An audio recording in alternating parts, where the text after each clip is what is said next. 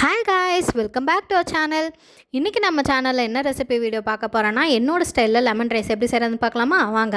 அதுக்கு செய்ய தேவையான இன்க்ரீடியன்ஸ் என்னென்னு பார்த்தீங்கன்னா, நான் 3 பச்சை மிளகா 3 வரமிளகா கிள்ளி எடுத்து வச்சுருக்கேன். அப்புறம் கொஞ்சோண்டு கடலைப்பருப்பு, அப்புறம் ஒரு 8லேருந்து 10 பல் பூண்டு, கொஞ்சோண்டு கருவேப்பிலை. பூண்டு வந்து லைட்டாக இடித்து எடுத்து வச்சுருக்கேன். லெமன் வந்து பார்த்திங்கன்னா, நான் சின்ன சைஸ் லெமன் தான். அது வந்து நான் வந்து ஒரு 10லேருந்து 11 போல் எடுத்திருக்கேன். புளிப்புக்கு ஏற்ற மாதிரி நீங்கள் எடுத்துக்கோங்க. இப்போ இதை செய்கிறதுக்காண்டி நான் ஒரு பேன் ஹீட் பண்ணியிருக்கேன். பேனில் எண்ணெய் ஹீட் ஆகிட்டுருக்கு. எண்ணெய் நல்லா சூடானதுக்கப்புறம் நான் வந்து கடுகு உளுந்தம் பருப்பு தாளிச்சிட்டு உங்களுக்கு நான் என்ன பண்ணுறதுன்னு காட்டுறேன்.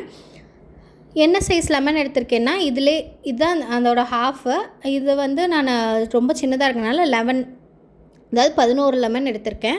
இப்போ கடுகு உளுந்தம் பருப்பு வந்து வெடிச்சிட்ருக்கு. இது கூடயே நம்ம வந்து என்ன பண்ணுறோன்னா, நம்மளோட கடலைப்பருப்பையும் ஆட் பண்ணிக்கலாம். கடலைப்பருப்பு லைட்டாக ப்ரௌன் ஆனோடனே நம்ம எடுத்து வச்சுருக்க எல்லாத்தையுமே ஆட் பண்ணிடலாம்.